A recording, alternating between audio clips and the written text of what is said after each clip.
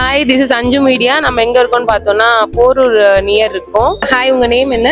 என்னோட நேம் வந்து லிபா. ஓகே, இப்போ வந்து நான் என்ன மாதிரி கேள்வி கேட்க போறேன்னா யங்ஸ்டர்ஸ் ரிலேட்டடா தான் கேட்க போறேன்.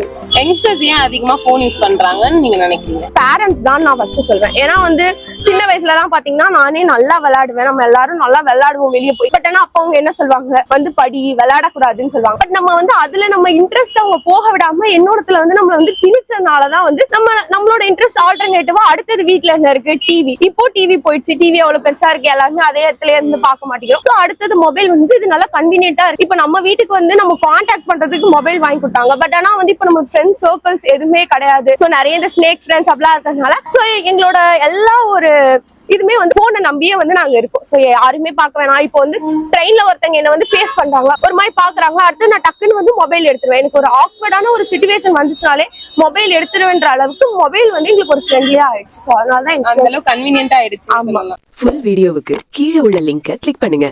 அன்ஷிஃப்ட் மீடியாவை ஃபாலோ பண்ணுங்க.